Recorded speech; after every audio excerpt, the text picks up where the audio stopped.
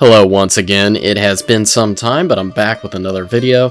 Today we are rehabilitating an old metal Chaos Space Marine Terminator, and we are taking that all the way from bare metal, which we reached with acetone and a little bit of time, and we're actually going to be building this up into our Liquefactor colors, but using something new, which is Tamiya panel liner.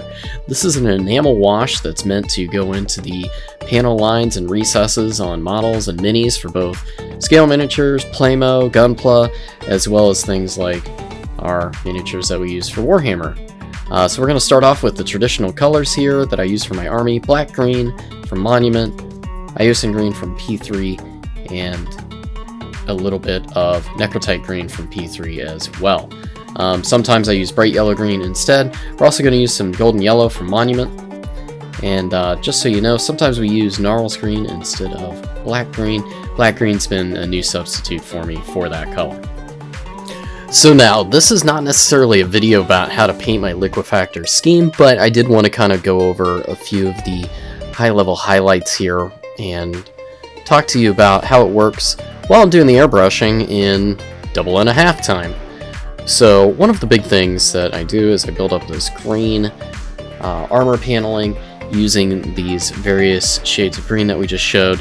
That's going to be the dark green, the Iosan Green, the Necrotite Green, and the golden yellow. That golden yellow is kind of a tint color at the very end to bring things up to a very high degree, and I like painting these guys in a very clean, very kind of fresh off the press kind of look. Like, they take care of their armor and they take care of, you know, chips and dings and stuff like that, and they take it pretty seriously. They like looking good. They are followers of Slaanesh for the most part.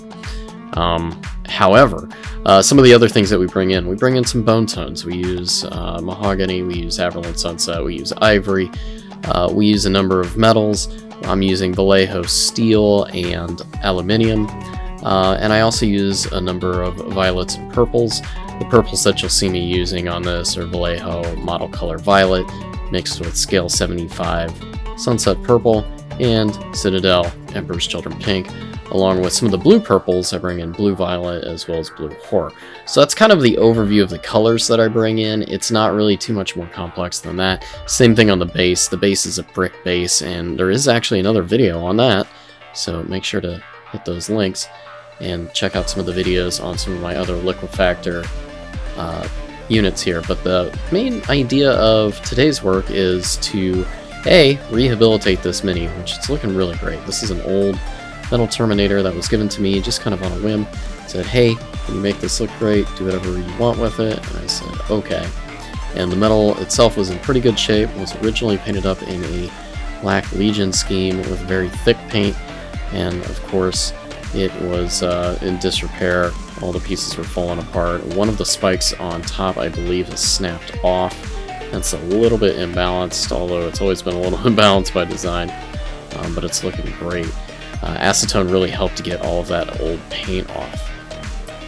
So after I've got down all of the green and some of the purple base coats, as well as the base Vallejo steel metallics on like all of the trim and the barrels here, I'm going to gloss coat the heck out of this, and that's going to help protect the paint underlying from any of the enamel coat and some of the abrasion that I'm going to apply later on during this process. So this is something I've never done before, and it's something I want to practice and kind of try out once or twice just to see what it does for my paint job. I want a real good before and after. Now, I don't really have a good way to compare this model to itself before and after, because this kind of happens in the middle of the painting process, but I can compare it to some of my other Liquefactors and see if I like the scheme. This might be something that I continue on with either this, the enamel, or potentially oils, both of which is very valid and something I've seen used very successfully by people such as James Wapple and Impending Duff, and it looks really great, especially on Marines, with all these little nooks and crannies and panels and stuff that really play into that. Surface tension is very cool to play around with and gives us some awesome tools here.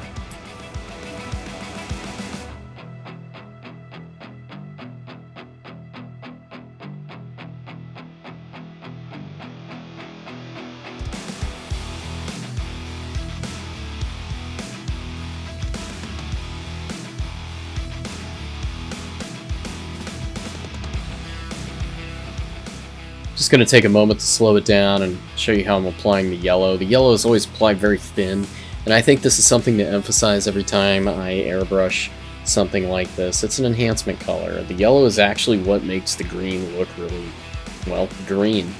The green underneath, no matter how dark it is, really plays up with that yellow over it. It warms it up and keeps it saturated without turning it kind of pastel. If you're ever wondering how to highlight green, I would suggest looking at the two colors that make up green right next to it on the color wheel. Yellow, make it warm, and actually blue to kind of cool it down a little bit. In fact, blues and purples make great shade tones.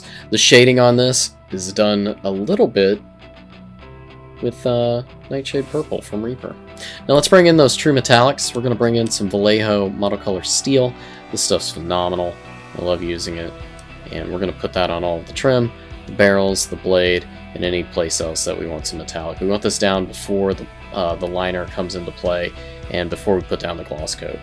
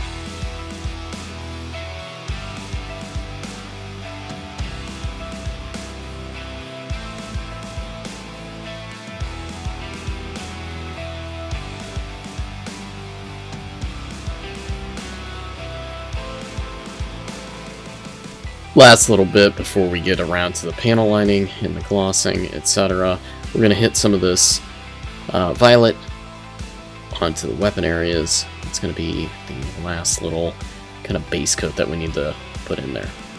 So while we do that, afterwards we're going to go ahead and hit this with gloss coat. I'm using specifically Model Master's gloss coat, the rattle can.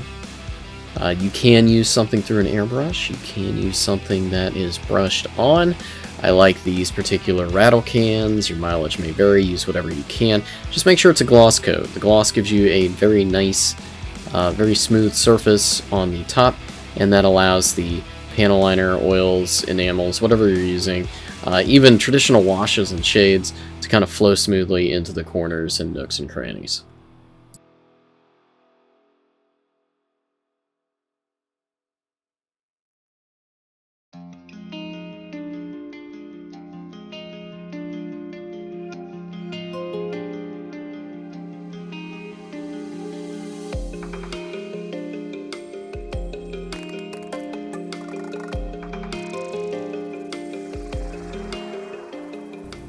Alright, and one last glance and looky-loo to make sure that we haven't missed anything before we go ahead and hit this with liberal coats of gloss varnish. I'm going to hit it with 2 or 3, let it sit for upwards of 6+ hours. And now that the gloss varnish is full and well dried, I'm getting out my Odorless Mineral Spirits and Tamiya Panel Line Accent Color Black. You can get this in different colors, which might actually be handy, maybe getting this in a brown color for some future projects. Oops, I had the panel liner open there. It's very thin, but you can actually see how quickly that dries. It's obviously not water-based, so make sure you're wearing some protective gear and have proper ventilation. Both. I have outside ventilation going on right now. Alright, now that we are ready to go, what I'm going to do is use a little bit of that Tamiya panel liner, and actually a lot of it, and I'm just going to start hitting all of the metal trim areas, any place that's a recess, and kind of tint and shade some of the flat panels themselves. you'll see that it flows right over that gloss varnish, which is exactly what we want. And don't worry if we over tint some areas here, that's actually a little bit what we want. Make sure you get it everywhere. Now, I am using the brush that comes out of the bottle. This is not something that I actually use on the entire model. I'm going to be using a dump brush, a really kind of crappy brush that I'm not too worried about screwing up, because this enamel can really screw up a brush pretty quick, although you should be able to get most of it out with some mineral spirits or something similar, not water, obviously.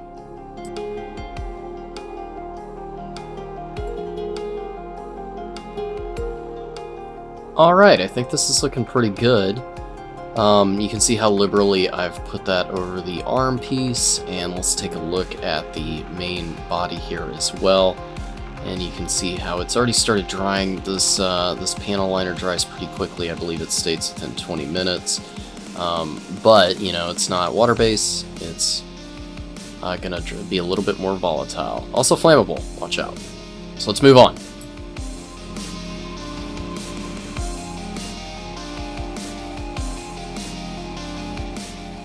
Alright, after letting that panel liner sit for about an hour or so, at the very least, I'm going to go back in here with those mineral spirits.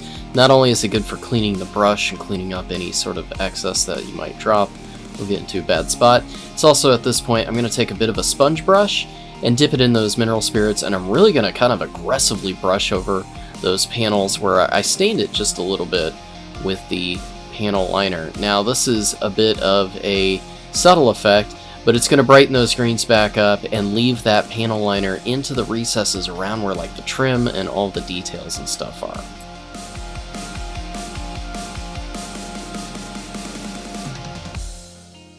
Now after I do this, I'm going to go back over the Mini and start getting all the details. So the horns, the spikes, you know, bring up the metallics, do all of the bone. I'm going to do a little bit of hazard striping, a little bit of a small glow there and here. But mostly, this is probably about 75% of the work. You could technically field this guy, but I really want some nice details on it before I'm finished. So I'm going to do that offline, but check out some of my other videos if you're curious about the formulas and kind of the process behind it. But here in the interim, let's bring this back and do one last comparison of this to an older Mini that I've painted in a similar style using different washes. Alright, and here we are with all the details finalized and placed on a brand new base. I'm pretty happy with how this turned out, and it's an awesome way to rehabilitate an old metal miniature and bring some new life into it. But let's also take a look and compare it to one of my older miniatures painted in the same style, but using a little bit more wash technique, not panel liner.